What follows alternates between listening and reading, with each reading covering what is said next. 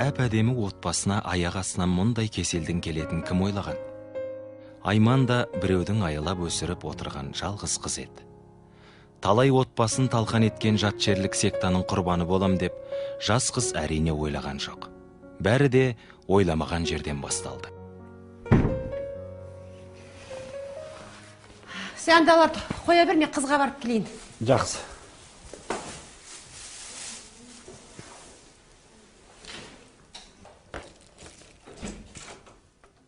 Айман, қызым, жорығым менің, туған күнің менің балапым.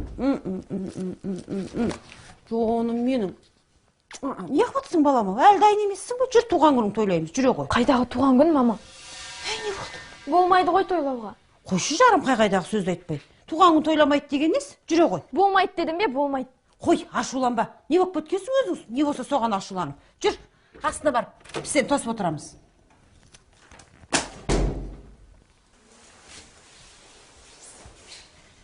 Ей, ана сенің қызыңа не болған? Не болды? Мінезіне не болған? Чарт-чұрт етіп, өз-өзінен ашуланып, туған күн жасауға болмайды. Қай-қайдағы бірдеңкелерді айтып отыр. Енді сабағы қиындап кеткен шығар, қиналып жүрген шығар. Соған бола байбалам саласың ба? Болмаса болмайды.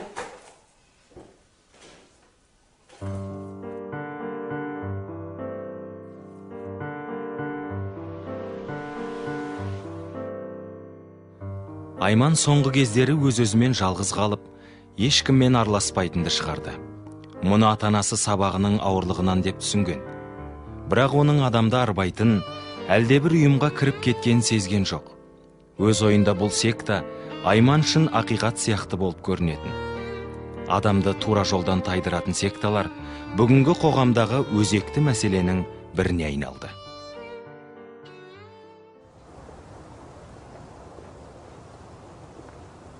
Сәлем, қалайсың? Сәлем, жақсы, өзің қалайсың? Жақсы. Бүгін мейірімділік жайлы лекция тыңдаймыз. Жүр. Айтпақшы, менің құрбым Динаны білесің ғой? Иә. Сол бір қиындыққа тап болып, соған көмектесу керек еді. Иә, оны шешу оңай, мұндағы ұстаздар ондайдың бәрін шешеді. Айтпақшы, сен бүгін ақша келдің бе? Иә, стипендиям түсті, соны берем. Дұрыс, біз мұқтаж адамдарға көмектесуіміз керек. Жүр.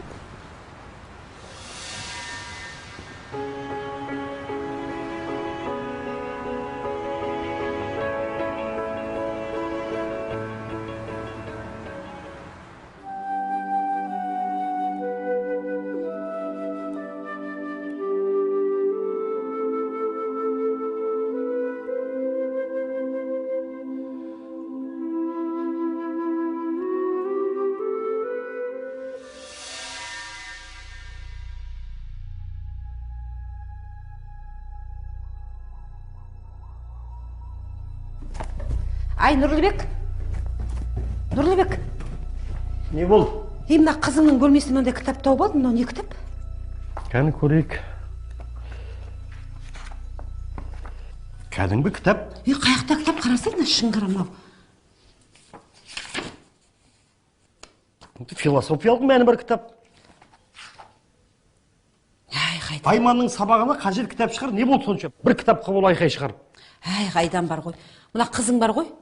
Соңғы кезде байқайсың, жүріс-тұрыс өзгеріп кетті. Bir нәрсеге ұрынды осы қызың бар ғой. Әлі жоқ, қайда жүр? Сағат болса қай уақыт болды? Қайдағы жаман жол? Не ойлап тұрсың, не айтып тұрсың осы сен? Ту, саған айтып. Менің бөлмемді ақтарғаныңыз не? Мынау қайтеді? Не? Мынау не кітап, қайда жүрсің? Ай, тоқта бер қарай жауап бергін. Ей! Ал. Сен де осы бір жоқ жерден айқай шығарасына жүресің. Айман жас қыз емес қой. Студент, оң солын таныған, ақылды, білімді, оқыған қыз ғой. Айманның мінезі өзгеріп баратыр. Осы қыз үшін үйде күнде жанжал болатын болды. Жолдасы маған күмәншілсің дейді. Бірақ Айман күннен күнге тұйықталып барады. Қызым сөзсіз бір сектаға барып жүргеніне сенімдімін. Айман келгеннен кейін ашық сөйлесуім керек сияқты.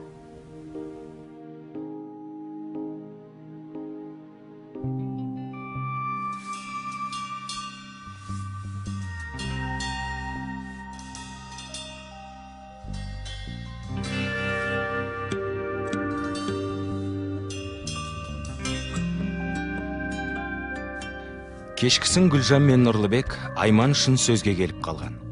Айман болса, бөлмеме кіріп заттарымды ақтардың деп Гүлжанға шуланып, тамақты ішпей жатып қалған. Гүлжан Айманның бұрын мұндай қылығы жоқ еді деп алаңдаумен болды.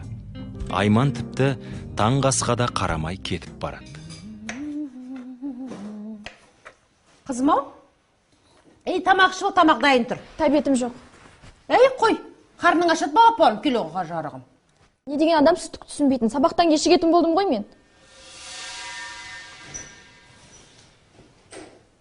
Мынауың деген сұмдық қой. Әлден баста мінезін көрсетеді. Ой, сұмдық-ай.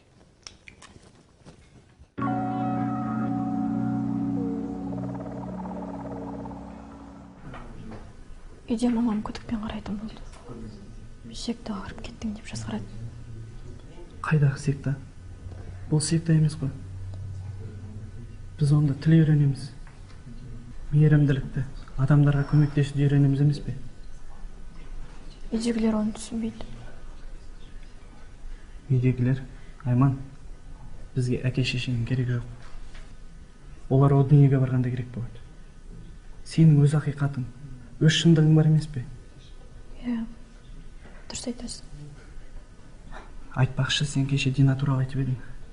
Не болды? Көмектесеміз болған? Иә. Сәлеметсіз ба? Бүгінгі лекциямыздың тақырыбы қола дәуірі. Дина Айман мен Ермектің курстасы. Бұлар жақын араласпаса да бір-бірінен көмектерін аямайтын. Дина отбасылық жағдайына байланысты қаржыдан тапшылық көріп, оқу қаражатын таба алмай қатты қиналып жүрген. Мұны естіген Ермек, Айман екеуі дереу көмектесе алатын мейірімді адамдардың бар екенін айтып, сол кісілерге жолықтырмақ болады. Дина, қиналып тұрғаныңды біле тұрып, қалайша саған көмектеспейміз? Иә. Бізге тіл үйретіп әртүрлі саладан лекция беретін кісілер саған міндетті түрде көмектеседі. Рахмет сендерге көп-көп. Жүріңдер ендеше. Барып сені ұстаздармен жолықтырып, мәселеңді бүгін-ақ шешіп тастайық. Кеттік.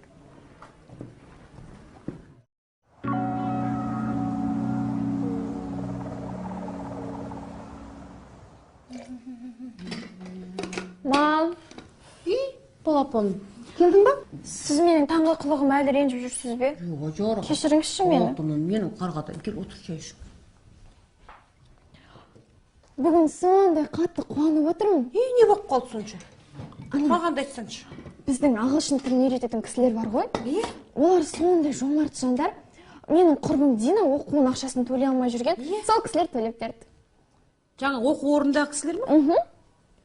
Ай, сол кісілер не деген жомарт ақшалар көп адамдар. Бәріне қол ұшын беріп көмектесіп жатады. Мам, олар әлемді мейірімділікке бөлейтін адамдар. Адамдар бір-бірімен бауырмал болу керек. Олар ұлтқа, дінге мүлдем бөлінбейді. Жоқ, оның дұрыс қой, ұлтқа, дінге бөлінбегеніміз дұрыс балам. Бірақ та енді біз өзің ойлап қарашы, біз қазақпыз. Өзіміздің салт дәстүріміз бар дегендей. Оны қайтеміз біз. Мама, не болды жарығым ашуға? оның бәрі далбас әңгіме. Адамдардың бәрі бірдей болу керек. Жарығым, мен сен мына сөздерінен қорқайын дедім. Сен әлгі секта деген бәлеге кіріп кеткен жоқсың көзі? Мама, олай айтуға маған қалай дәтіңіз барады? Сонда сіздер маған әлі сенбейсіздер ме? Сіздердің әлі көздеріңіз ашылмаған. Ойбай. Мына өмірде адамдар бір-біріне мүлдем керек емес. Біз тек қана ана өмірде ғана бір-бірімізді іздейміз. Не айтып отырсың сен айналайын, мынау сөзің не болып барасың сен? Не істеп жүрсің өзің? Жалықтым әбден сіздерден. Неменеден жалықтың? Бері қарай.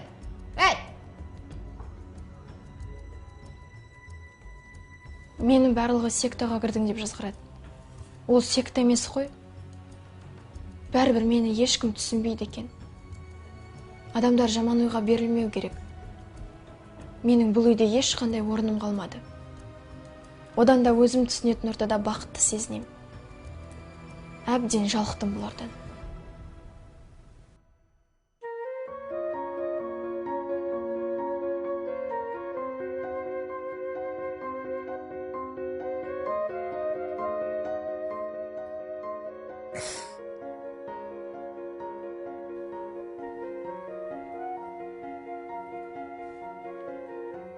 Иә? Тағы не болды саған? Кейін кезде көз жасын құрғамайтын болып тұрсың сен. Не болды? Ана Айман қызың өзгеріп кетті бір сұмдық болып. Сен де бір. Қазір енді өтпелі кезең ғой. Бой жеткен шақта қыз баланың бәрі сондай болады. Қойшы, сен бар ғой, сырттан тон пішкеніңді қойшы, осы бар ғой. Сырттан пысық екен, сыртынан тон пішкенге бар ғой. Жетер енді. Осы уақытқа дейін сыртынан тон пішіп бердің ғой. Қой, сен де бір. Қызыңның Езе бергеннен түк шықпайды. Айманды жазғырғанын қашан қоясың осы? Ойпырмай жазғырғанын қойсақ көресің осыдан. Осы уақытқа дейін қызыңмен бір рет сөйлестің ба? Таңертең кетеді, кешке жақын келеді. Ертең осы қызың бірдеңкеге ұрынса менен көресің, айтпады деме осыдан. Жетер енді. Немене жетеді? Ірген ауыздан шіріген сөз. Қойшы, осы сен бар ғой, ірген ауыз. Жамандық шақырмай тыныш жүр. Шақырмаса көресің. Жақсы жаным істеген жақсы айтпайсың. Қойшы, айнала, не? Менің қызым жаман емес. Немене жаман емес? Тоғыр. Немене маған қолын көтересің, а? Қарай көрдің, мен ба сенің қызыңа тәрбие беріп жатқан? Ертең көрем осы қызың бір нәрсе. Менің қызым ақылды. Ақылды емес. Айтқанды өзі біледі.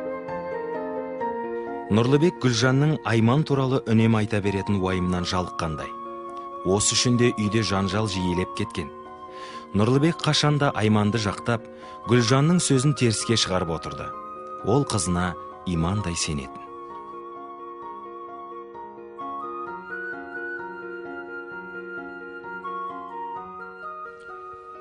Мен Айманға сенемін. Оның қателесуі мүмкін емес.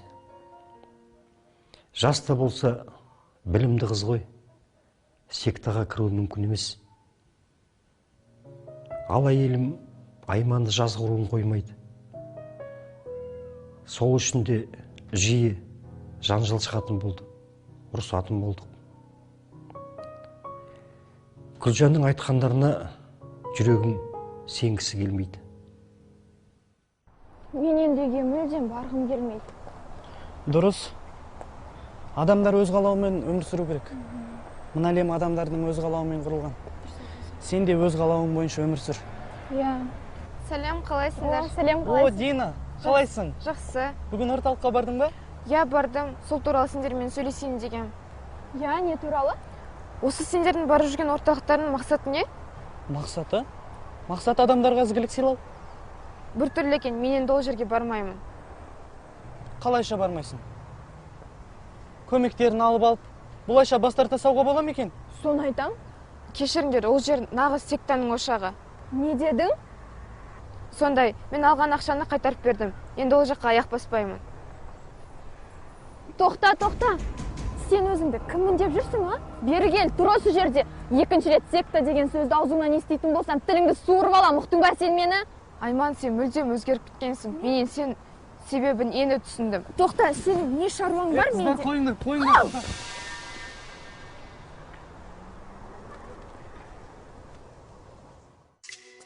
Ермек пен Айманның барып жүрген орталығына мен де бардым. Шынымды айтсам, ол жерге барғаныма өкінемін.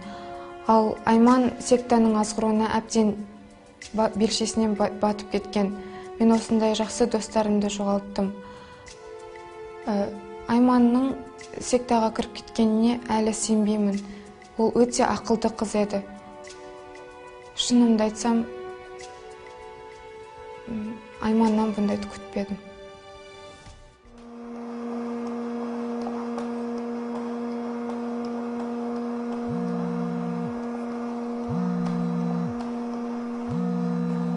Әй Гүлжан, телефон. Мә. Ол қайсысы? Алло? Алло, саламатсыз ба? Ай, саламатсыз ба, саламатсыз. Бұл университеттен ғой. Айманның кураторы Шолпан Есетқызы. Сіз ертең университетке келе аласыз ба? Жақсы. Тыныштық па? Оны келгенде әңгіме етерміз. Міндетті түрде келіңіз, жарай ма? Жарайды, әрине барамыз, әрине. Сау болыңыз. Жақсы, рахмет, сау болыңыз. Кім ол? Не болды? Яна қыздың кураторымын дейді. Ертең оқу орнына келіп кетіңіздер дейді. Жайшылық па? Білмеймін, келген кезде айтамын дейді.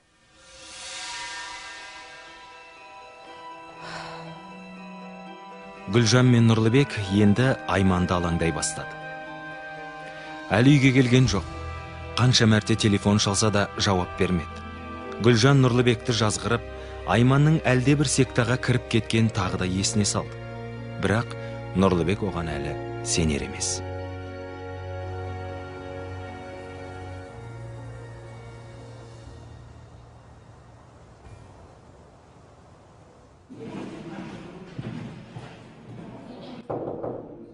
Кіріңіз. Саламатсыз ба? Келіңіз. Отырыңыз. Кеше келіп кет дегеннен кейін? Иә, кеше телефон соғуға тура келді. Әңгіме Айман жөнінде. Сол сабаққа қатыспай жүр деп жатыр. Иә, Айман сабаққа келмей жүр.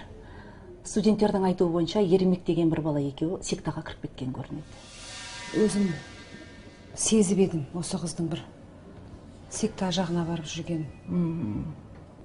Енді не істесек екен? Сіз бірінші жағдайды анықтап біліңіз. Анық қанығына көз жеткізейік. Сосын сіз боп, біз боп барлығымыз ақылымызды айтып, жөнді жолға саларымыз. Жүре ма? Жарайды, рахмет. Түсінгенге жақсы болыңыз.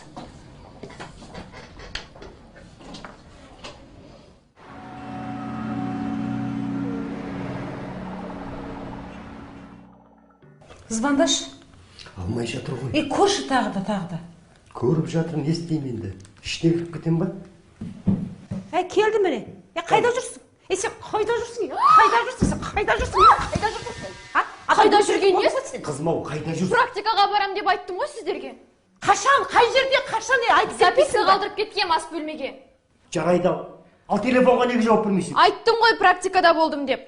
2 күн бойы адамның жаны тазару үшін ешкіммен тілдеспеу керек. Тек топ мүшелерімен ғана пікірлеседі. Не айтып тұрсың? Сендер бәрібір ештеңе түсінбейсіңдер. Бергел деймей бері қарай. Көрдің ба? Көзің жетті ма енді? Оған не жетпей жүр?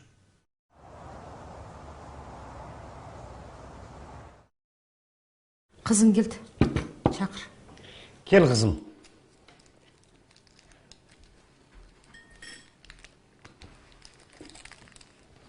Шай қой. Сабағың қалай? Жақсы.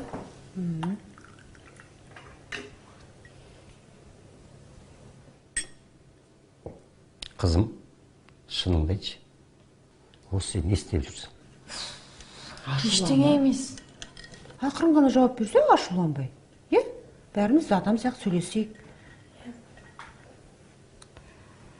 Кеше Шолпан Есет қызы маған звондады ғой, кураторың. Сабаққа қатыспай жүр деді ғой. Ашуланба, өз-өзіңнен жүйкең тоздырма. Адам сияқты сөйлесейікті, жау емеспіз ғой. 1-2 рет сабаққа қатыспаған рас. Сондай тапсылуға болды, неге ашуланасың? Ал мынаны айтшы. Шет тілін оқып, үйреніп жүрген жер адам санын улайтын орта деп естідік, рас па? Қойыңдаршы. Ол жер секта емес. Сендерге қанша рет айтам?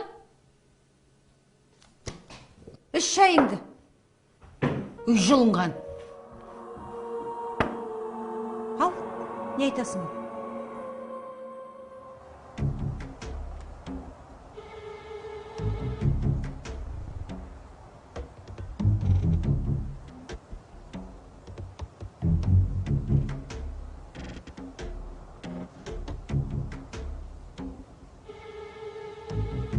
Гүлжан енді қызын аңдып, не істеп жүрген өз көзімен көргісі келді. Айман мен Ермек өздері күнде келетін жерлеріне кіріп кетеді. Сәлден соң Гүлжан олар кірген есікке жақындайды. Алайда алдынан күзетші шығып, ішке кіруге рұқсат бермейді. Гүлжан одан бұл жер туралы сұрап еді, күзетші жақ ашқан жоқ. Гүлжан қайта көшеге шығып, ары өткен, бер өткен адамдардан бұл жерде не орналасқан сұрайды. Бірақ ешкім жартып ештеңе айтқан жоқ. Енді әрі-сәрі болған Гүлжан не істерін білмей көшеде Айманды күтіп тұра берді.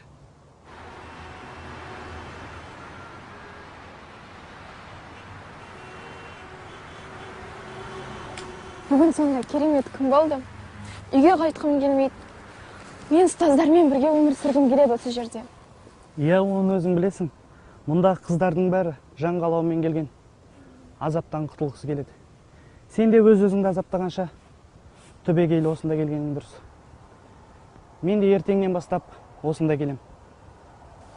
Мен де шешім қабылдадым. Айман, не қылып жүрсің сен мұнда? Қайда жүрсің? Не орталық мынау?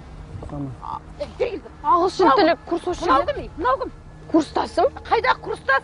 Сен білесің ба? Сен мына жерге сектаның ошағына кіріп кеткенсің. Көзіңді аш, сектаға кіріп кеттің. Көзіңді аш. Кірдім. Не істейсің маған, не істейсің? жанымды әбден азапқа салып бітірдіңдер. Мен осы жерден ғана жаныма тоқта деймін саған. Тоқта, Айман! Айман, тоқта!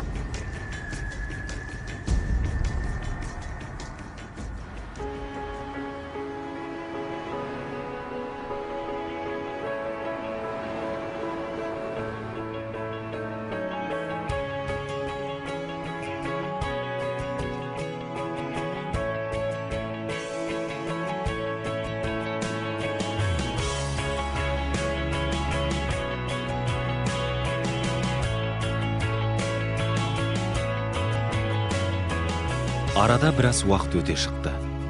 Айман сол беті үйге қайтпай, сектаның шырмауында қала берді. Ата-анасы қанша мәрте жалынып өтінсе де, ол райынан қайтар емес. Гүлжан мен Нұрлыбек үмітін үзіп, енді не істерлерін білмей абдырап қалды.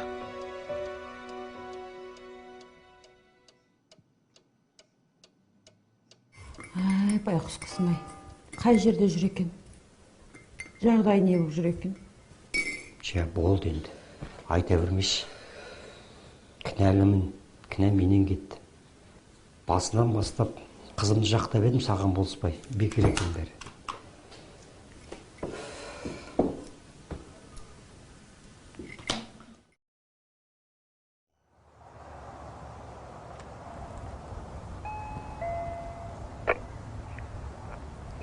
Гүлжан апа, саламатсыз. Мен ғой Дина, кіруге болады ма? Дина, сен ба балам, кіре ғой.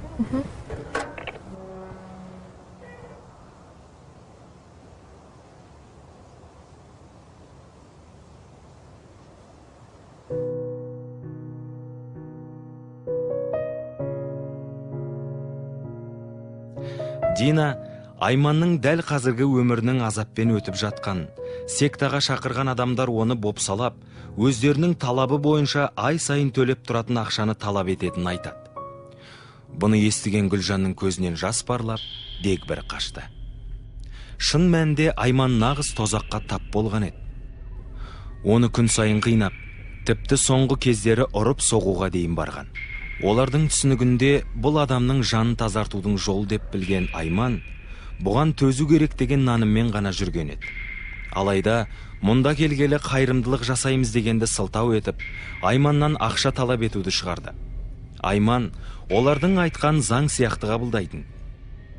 Шәкірт ақысын түгелдей беріп қана қоймай, таныстарының бәрінен қарыз алып, құнды заттарын сатып, өткізіп отырды. Жақсы, сау болыңыз. Хабарласып тұрасыз қой. Жарайды алтыным, жақсы. Саған да көп рахмет балам. Көмегімді аямаймын. Жақсы.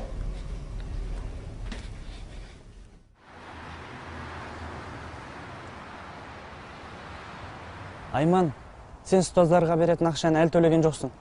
Енді қашан? Стипендиямды қиып тастаған. Таппадым, не істеймін енді? Бір нәрсе қылып тапқын енді. Не болып барады өзі? Басында бұндай емес еді ғой. Кетем бұл жерден. Кетемің не? Мұндағы қарызың бір шама. Қарыздарың төлемей, ешқашан, ешқайда кетпейсің. Мен жиналып қойдым. Кетем. Ермек Айманды мұнда қалуға үгіттей бастайды. Айман іштей бұл жер нағыз секта екенін түсінген соң, Ермек оны күшпен қалуға мәжбүрлеп, тіпті қол жұмсауға дейін барады.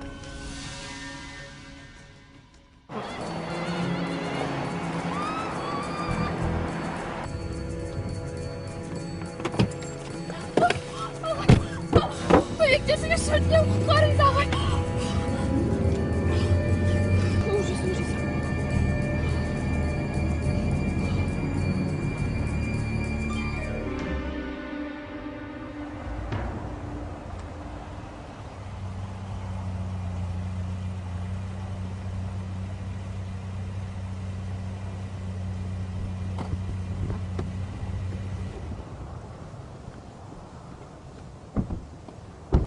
Осы жер екен анық білем. Ай, бұл жерге мен 100 рет келдім. Күзетшісі кіргізбейді бізді. Мүмкін полиция шақырамыз. Қайдағы полиция? Нәтиже шықса талай рет айттық қой. Оның үстіне Айманда менің құқым араласпаңдар деп аузымыз аштырмайды. Тұр. Алло. Саламатсыз ба? Кім? Қашан? Не болды? Қай жерге түсті? Кім түсті? Қайда түсті? Айман ауруханаға түсіп па? Қайда? Қай больницаға? Қай жерде?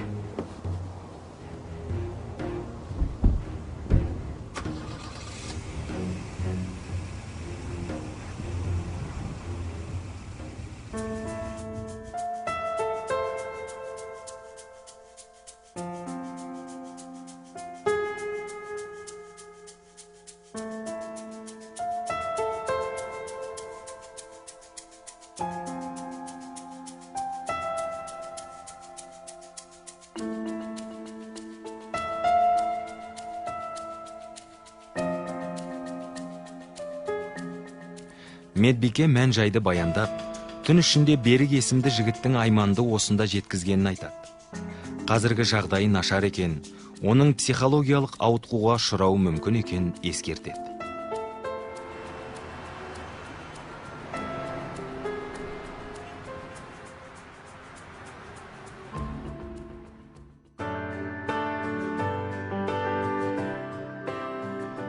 Айман ауруханадан үйге шықты. Бірақ әлі де ешкіммен сөйлеспей, меңіреу адам сияқты басынан кешкен үрейден арыла алған жоқ.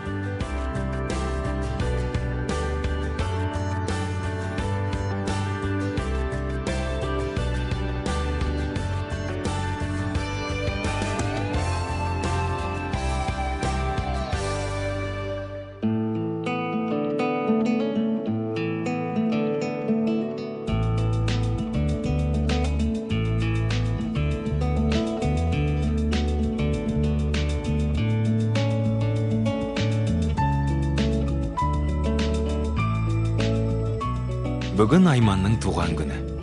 Айман бұрынғы қалпына келе бастаған. Айман іштей дайындалып, өз қателігін мойындап, жақындарынан кешірім сұрамақ болды.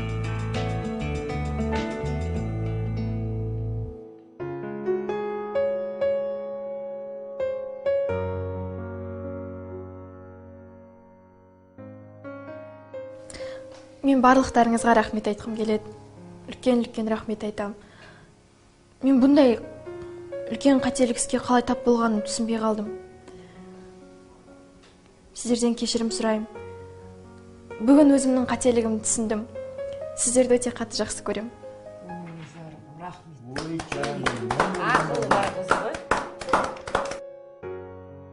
Мен жақындарымның жанын жараладым. Осындай қадамға қалай барғанымды, сектаға қалай кіріп кеткенімді өзімде сезбей қалдым. Менің өмірімдегі ең қорқыныш сәттер осы сектаға кірген кезден басталды. Өкінем. Қатты өкінем.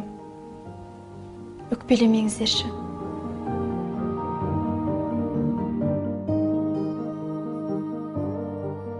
Адам өмірінде бір қадам қателіктен өзекті өртер өкініш пайда болады.